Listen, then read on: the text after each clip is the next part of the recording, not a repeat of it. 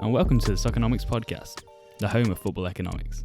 My name is George Lyons, and every Friday I'll be joined by special guests from all areas of the footballing world, along with our own team of expert journalists from the Soccernomics website, where we'll be delving into the economical, financial, business and legal matters behind the beautiful game that we all love. If you're a fan of football and want to get to know more about what goes on behind the scenes of your club, or the impacts that football has on the economy and vice versa, continue listening and consider subscribing to us on YouTube and Spotify so you can stay up to date. If you're a football fanatic and weekly podcasts just aren't enough, head over to our website soccernomics.net where you can find more in-depth articles on all the latest topics in football economics, written by myself and our brilliant team of journalists. On this week's episode, I was joined once again by the absolutely fantastic Ovi Marcus. Those of you who haven't listened to our previous podcast, Ovi has already featured for us on a podcast, but he's back and he couldn't wait to get on another podcast. Pretty much, Ovi is a member of the Soccernomics team, and he is a finance and computer science student at the University of Adelaide. Ovi specialises in the finance sector, of course, and is currently in second year and is also an intern at an investment bank. Ovi is a journalist for us at Soccernomics, specialising in the financial matters behind football, and you can read all of his work on our website soccernomics.net. His articles are actually brilliant, so definitely get around to looking at that one, very intriguing. On the podcast, we discussed what is a director of football, what do they do, why do they exist, and why are they so necessary in the modern game. A lot of football clubs these days have a director of football, however, 20 years ago that wasn't the case. It's a role that's definitely only come around in the past 20 years, thanks to the growth, the rapid growth of football as a sport in general. It takes a different view and a different approach to how a football club runs itself, more thinking into the long-term stability of the club and definitely looking at it in a financial matter and where the club sees itself in terms of where it should be directing as a whole. And yeah, it's a very, very interesting episode. Definitely listen to this one today, and yeah, let me know what your thoughts are. If you do like today's episode, obviously show your appreciation. If you could give us a like, and if you haven't already, subscribe. We're trying to grow this channel to be the best it can possibly be. So apart from that, guys, I hope you enjoy, and let's get into it. What's up, guys? George Lyons here. Welcome back to Soccernomics Podcast, and we've got a familiar face today. We are with Ovi Marcus once again. Thanks for having me back on, George. Yeah, that's quite right, mate. It's quite right, back. mate. Thank you so much for filling in last minute. Unfortunately, Pleasure's mine. Nah, dead set. It's lifesaver. We had a guest lined up, but unfortunately pulled out last minute. So Ovi came to save the day. Not for the first time. Today, pretty much what we're doing today, Ovi, we are going to be talking about what is a director of football, and pretty much why they're so necessary in today's game. It's probably something that a lot of people know about. Like, everyone's familiar with the term director of football or general manager or sporting director if you follow other sports. But yeah, pretty much not a lot of people know what they do, why they're so important, and yeah, pretty much all that sort of stuff. But before we do get into it, Ovi, pretty much just tell me what you've been up to recently. Yeah, so we're just in uni holidays at the moment. Are you? So it's quite refreshing to Yeah. get away from the classrooms for a couple of weeks 100%. and just catch 100%. up on lectures, tutorials, and just spend time with friends and family. So Okay, so it's that's been recovering. so now that your parents have heard that, what have you actually been doing these past couple of days? Put me on the spot here. Yeah. I've been working at the financial company for the last week. So we've got a couple of big things that we're working on there. So that's been exciting. Yeah, brilliant. And been keeping my time up. Yeah. But it's good work. It's super enjoyable. Yeah. For people interested in the financial world, it's definitely something that an internship in your time at university is definitely something that's critical. Yeah. How you pick up the skills, and obviously, you sacrifice your holidays, but the learning that you get out of it is just something that you just can't get in university at the benches. So it's been good fun. That's good, mate. That's good. That's good to know. That's good to know. I've been pretty much just been knuckling down with uni. I had a couple of exams. Got them back though. Did pretty good. That math one was pretty. Yeah, mathematics. That was pretty hard, but I got there in the end, so I did pretty good. Just trying to set up some internships for over summer holidays as well, which is fun. But yeah, enough of the boring stuff. yeah, pretty much we'll get into it. Pretty much we're going to be talking about, like I said, the director of football. So, Ovi, of course, what do you know the term director of football? What's your understanding of a director of football? What do you know about a director of football? Yeah, see, when I first heard the term director of football, I thought it was just the guy that stands on the sideline. Yeah. So during the game, just screaming out, like the coach. Do this, yeah, sub off.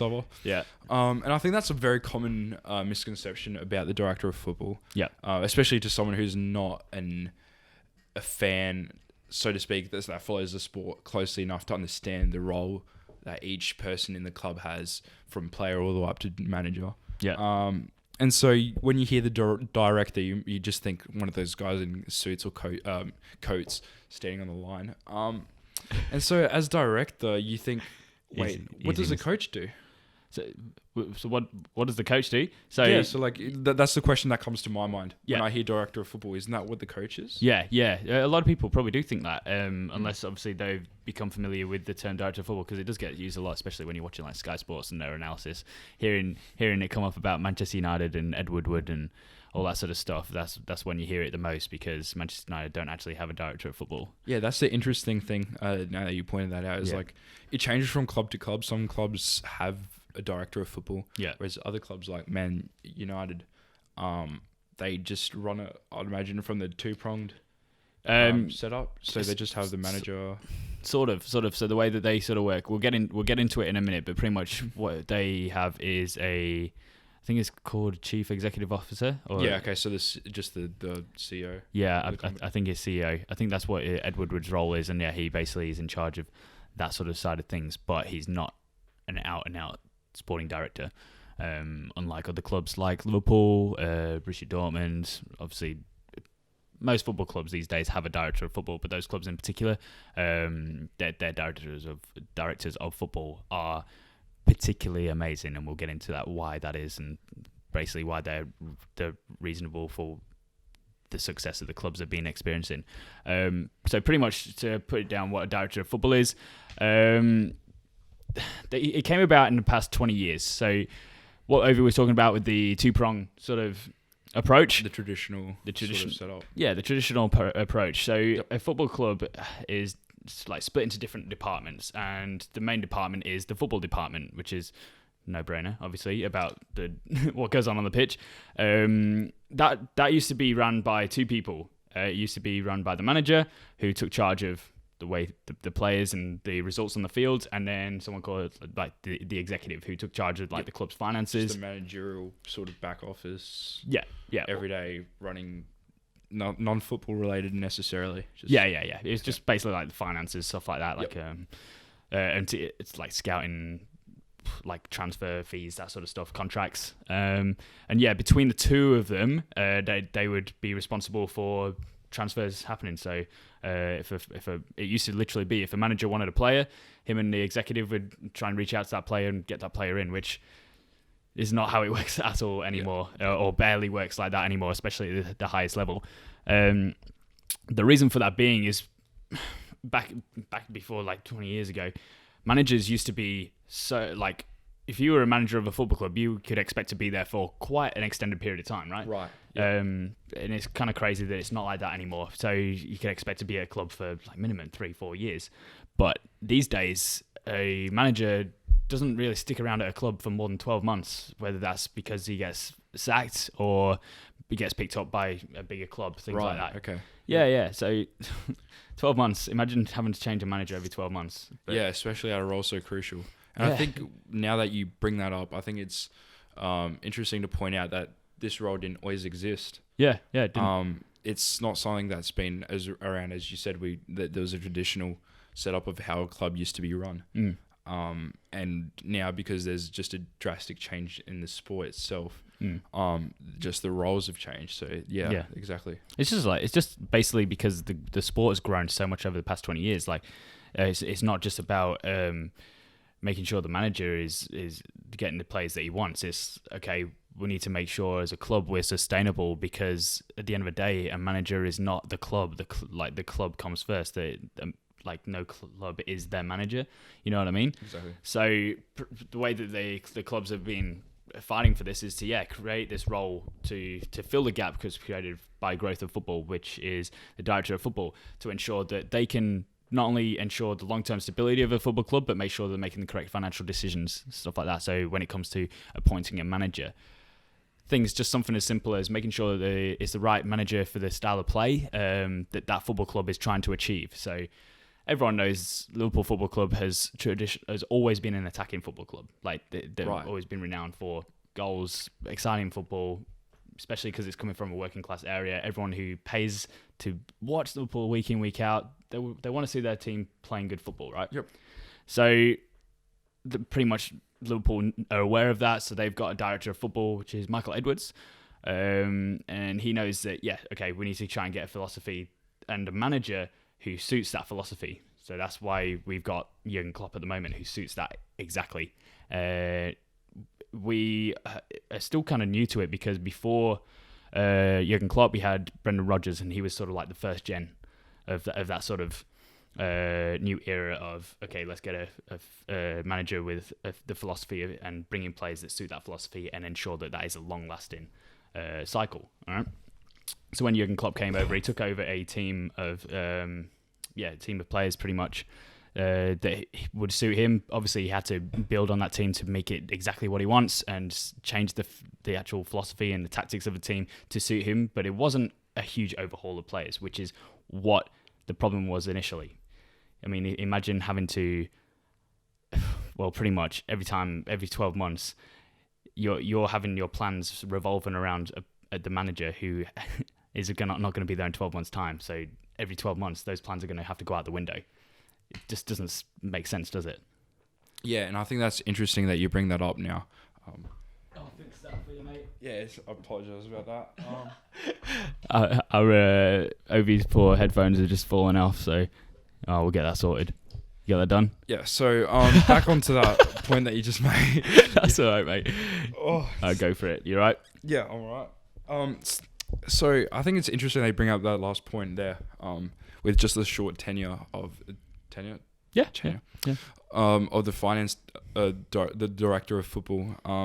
Because I feel like now football clubs compared to maybe like 20 years ago, 30 years ago, they're a lot more concerned about the future of the club. And I'm not talking about like, where we're going to be at the end of the season. I'm talking about 5-10 years time. Like you mentioned, the continuity of the club. Where do we want to see the club in 10 years? And what strategy do we want to implement? What's our long-term strategy for the club? And what's the culture of the club? And I think while a single figure, like a CEO or whatever the position was named traditionally, the sports become a lot more complex in terms of culture and just strategy, that I think you need to break it down into different roles within the finance division of a company, the marketing division of a company. Yeah. And where the director of football comes into this is that they're able to bring in their expertise. And I think we might touch this on a bit later, is that they're not necessarily just an ex-player, that they're a professional. They've had some sort of qualification, while maybe not directly relevant to football. They're able to bring this expertise in managing a company, but also understanding the culture and what trades they need to make, for example. Yeah. Which will help benefit the club over the long term. Yeah, exactly right. But like Ovi was saying, these people who are generally directors of football, they are, basically they're people who went to university. They've got degrees. For example, like, to be honest, economists are sort of the general sort of degrees, like people who go in for directors of football role, because the sort of the goal of the director of football is to try and maximize output with minimum input. That is literally what a director of football is. If you can get this team of players to play the best football possible without having to spend all this money on overhauling players every 12 months, that's a lot better than doing that, But there's completely other things as well. So, for example, Mikkel Zorc at Borussia Dortmund is actually an ex-player, but because he's been involved in the club for so long, and he's been a director of football since like 1998. Yeah, I think that's a very important point that you brought up. Yeah. Is that even though he doesn't have an experience necessarily as someone who might have done a degree in economics, for example, he's been in the club for so long that he's able to understand what the club wants to do as in terms of strategy, but also where they want to see themselves. Yeah. That he's able to bring in his experience and leverage that in actually guiding the club. And I think like if you have someone like that with that kind of knowledge and expertise and experience within the team, that's invaluable because they already know what the core of the club is. 100%. And obviously there's challenges that arise, and it'll be interesting to debunk all of those. Yeah, 100%. As we go on. He just basically he gets the club. He knows the club inside out. Yep. He knows what direction the club's wanting to go, and he makes sure that is forever happening. So whenever he's appointing a new manager, they have the same philosophies that the club has. That his style of play suits that of the players that are currently at the club to not only make them better, but yeah, just make sure that they've got the right aura around them, that it brings the right culture to the team, and not having to spend so much money in a manager's first tenure just because he's trying to make a team that suits his style of play. If you've already got those team of players, that makes so much more sense, not only from a financial point of view, but just in general. It's just common sense, isn't it? Pretty much. So that's why Mikkel Zorc is such a successful director of football, but also it's important to have that sort of business acumen, obviously knowledge of the football world, especially of the club that you're at, and just making sure a good negotiator, good leadership skills, and basically people skills. All these things are so important. Isn't that right? Yeah, and I think that's very crucial, especially in today's world of trading players, where just the market value of a player might change over a week, over a month, and different things like how does different economic factors influence the finances of our club, and just being able to bring in this business acumen into these decisions is a benefit. And there's weighing up that benefit of having that kind of knowledge and expertise to someone who might have experience actually playing for the club who, there's a difference between having a good person on paper to someone who's good in real life and who actually would bring value to the club. And I think that's where a director of football with experience in the game and with the club can really add value, because they'll be able to have an understanding. They'll be able to paint a picture mentally about how this new player and potential transfer will impact the club better than maybe someone who might just have academic experience or some sort of professional experience. Yeah. And I think there's just the best of both worlds there. Yeah. And you see different clubs doing different things. It's really interesting. Yeah, definitely. You see clubs like there's a lot of clubs who are still trying to find what their philosophy is. Hence why you see these radical manager changes. For example, Tottenham at the moment. Jose Mourinho, who's the current manager, is so different to Mauricio Pochettino in his style of play, and I feel like that is because they are trying to change their style of play into something that is a winning style of play, because unfortunately Tottenham under Mauricio Pochettino didn't win anything. It was a very good team with very exciting football, but at the end of the day you need results, and that must have been what happened. The only thing is it kind of just hasn't made sense yet, but with obviously the bringing in of like Gareth Bale, these sort of players, Sergio Reguilon, all these sort of players are in that blueprint that obviously the football club and the director of football is trying to work towards. Basically it's not something that happens overnight. The sort of the role of the director of football is to try and make sure that rebuild process is to the minimum time and finances as possible. Basically you're trying to make the team that you've already got to work, because at the end of the day you've invested all that money into that team. Why not try and make that team better in the easiest way possible, which is just improving what you've already got. That pretty much covers that sort of side of things. It just doesn't, the old process just doesn't make sense anymore with this two-pronged approach. Having to change your plans every 12 months, throwing those plans out the window, rebuilding those plans, all of a sudden all those players that you've got in that club, or most of those players in that club, if you bring in a manager with a different style of play, a different philosophy, they're just seen as a cost because that manager's not going to use them anymore. He wants to buy his own players. And if clubs continue to work like that, they just drive themselves into debt, pretty much, into financial ruin. Exactly. 12 months is not long enough. And I think that raises a really interesting question. Like, say a club wins a championship, a title. Mm-hmm. That's all fun and games. That's congratulations to the club, right? But let's say a team doesn't perform to where they might be expected to perform. Mm. Who is to blame for that? Is it the director of football? Is it the coach? Is it the star players? Or is it just all the players? How would you see that being broken down? Well, see, this is the thing. This is what people struggle to understand. So yes, of course, how a team performs is down to the coach, and obviously the players that they've got there the coach is supposed to get the best out of those players. But the director of football is supposed to get the right man in for the job. So it's essentially he is responsible for the results on the pitch, because if he doesn't bring in the right manager, and he does and doesn't allow the manager bringing the right players to suit that manager's style of play, that is on him. That is essentially what director of football is, which is why there's been so much upheaval over the past 7 years with Manchester United, because they've been so behind on the ball game, so they didn't have a director of football. They've currently got Ed Woodward as I think it's executive officer, something like that. So pretty much they've been stuttering, and their success has stalled massively purely because of the fact that they don't have that sort of direction. They're leaning towards it now, especially with Ole Gunnar Solskjaer trying to implement his style of play and his philosophy, which is bringing in young, talented players. They obviously play quick, counter-attacking football, and they're trying to build on that as a team. But it is a long process, and it could have been so much quicker had they had the right person in for the job who just knew where to send the club, had a philosophy in place, and had a long-term plan. That's it.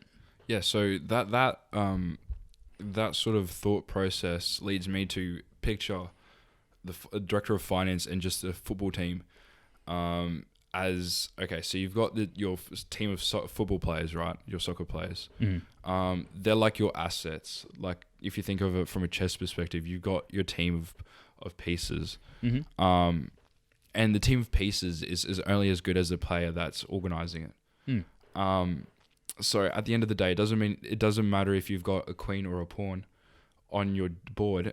It matters about how the player manages it. And I think having a manager, a director of football in this circumstance, is critical to understanding how that team, the mechanics behind that team, and especially because the difference here between chess and football is that you've got these soccer players, these football players, that they're not robotic, they're not rigid like a chess piece. Like a chess piece will do this, this, and this. Mm. A football player is very dynamic. They've got a personality. They've got a way they like to play the game. Yeah. And so a director of football can really nurture to this and really bring together a team with strong chemistry that works towards the strategy that they have as a team.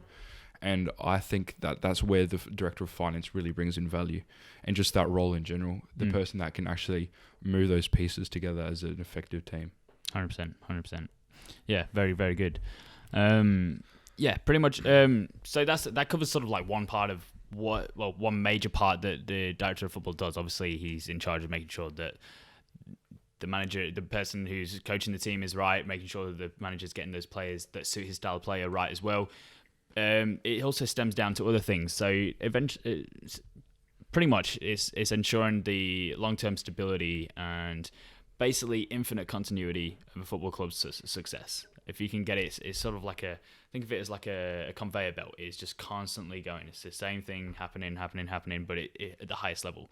So once that manager leaves, there's a new manager in. Similar, doesn't have to have a huge overhaul. There's not this dip that comes up.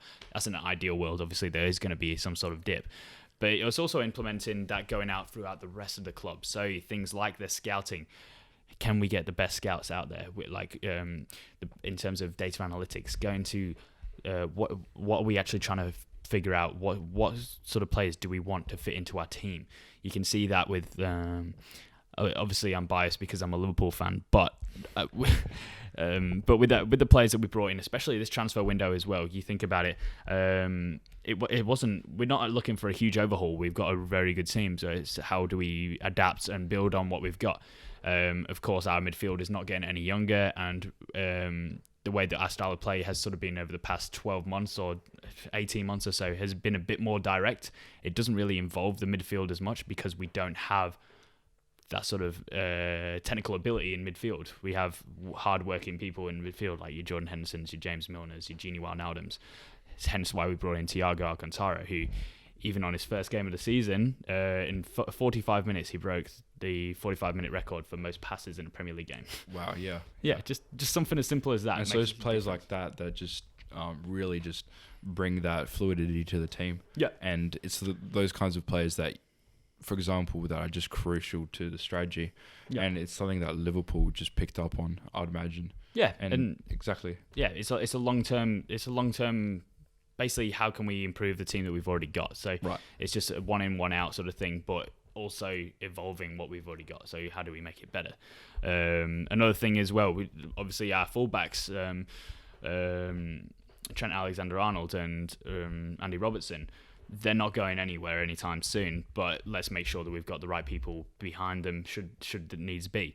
So bringing in Costa Tsimikas, I think I pronounced that correctly. I'm probably not because I'm terrible at pronunciations of names. Tsimikas. Greek words, Greek names get me.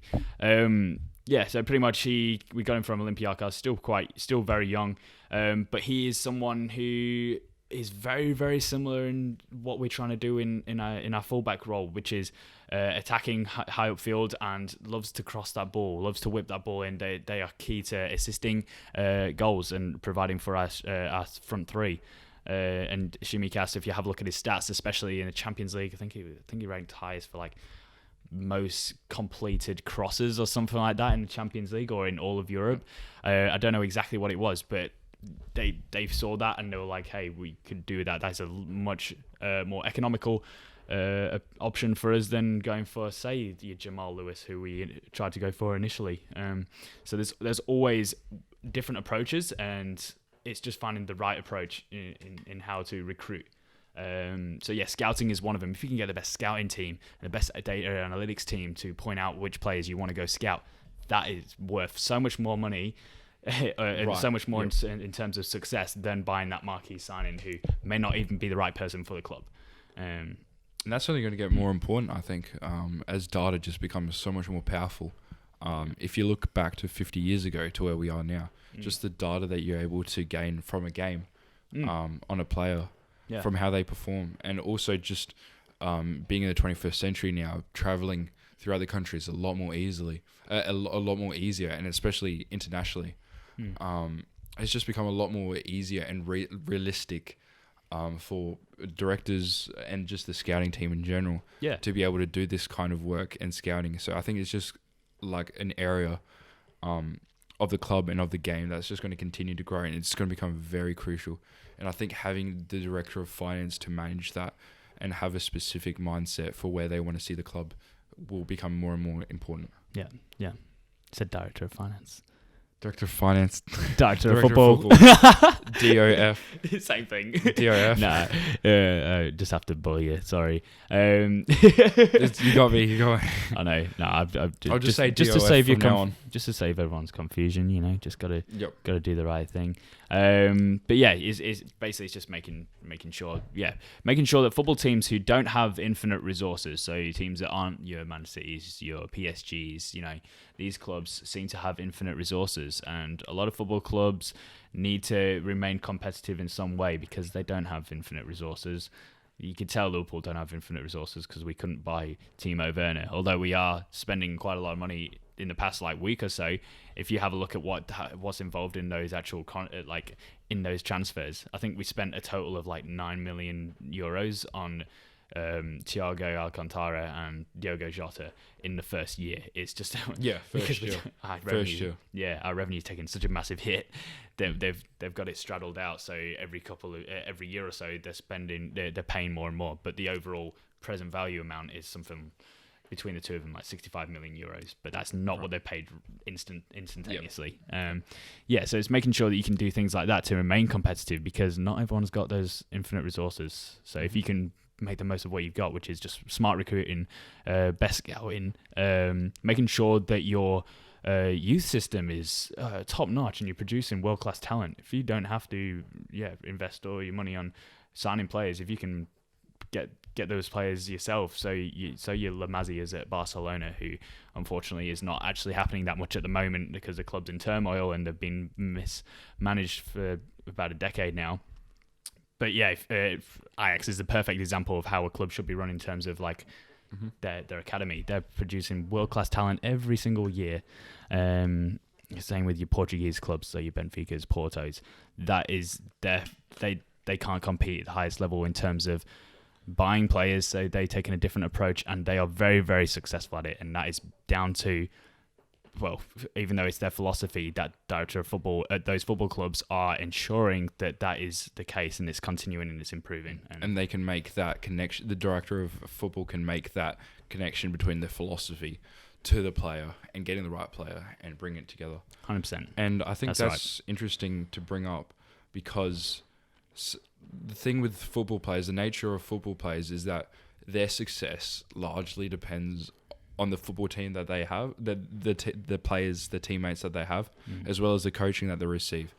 And so on that note, having a football director that can understand that and that can really just optimize that decision-making process allows them to make best use of their funds, especially if they don't have an infinite pool of money like those major football teams that you mentioned. Mm-hmm. Excellent. Love that. I think that's pretty much almost wrapped everything up. I'm just having a look and see what's here. Yeah, pretty much it's just going over everything that we've said before. Basically, what we're trying to... What a director of football basically sees a transfer. They don't see it purely from a financial point of view. They see in terms of whether they can get the best return on investments possible. Whether that is improving the worth of the player, whether it's improving the team, whether that is bringing success to a football club, or it's they're selling on the player at a profit. Which all of those things are basically the job of the director of football. If you can improve the worth of a football club, improve their performances, or just make them better off in terms of finances, all these things are ticking the boxes of what a director of football should be doing. I think it would be worth mentioning that it's not just a football thing. Yeah, it's not. Yeah, so like it's definitely common in America, across the different American sports of gridiron, baseball, NBA, the National Basketball Association. I don't know, mate. Over across the pond. I'm from England. We don't. No one knows what basketball is in England. Yeah, I mean it's a very different game mechanic. And so, like, even despite that, you've got this director that sits at the top of the club and manages these kinds of decisions, because the drafting process in American sports is slightly different to football, where they really look at the up-and-coming youth recruitment. And so I'd say there's a lot more volatility as to what could happen as a result of these players. Like, is this player a prospect or a project? And so having a director of the various sport allows a club to better aligned to decide on what they want to do. And for example, in American football, when they have a process where they have rounds of picks, so like, it's not just, like you make a pitch for a certain amount of money for a player. You have a drafting process, so you're in a like your club's, one club has first pick, then there's second pick. Yeah. And so being able to have an understanding of how that drafting process works and trading your positions on the rounds of picks is really complicated. Yeah. Especially in the 21st century. So having a director of whatever the respective sport is very crucial. And we see this not just in football and in sports more broadly. Yeah, definitely. It's basically what we're saying is a director of football is good and it's very necessary in whatever sport you're in.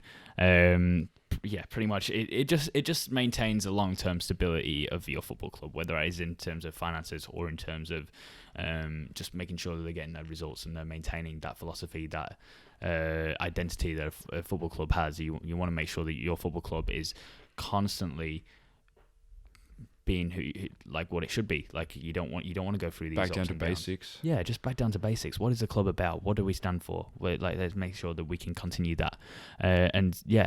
This just proves that a director of football is so necessary in today's game, and why every single club should have one.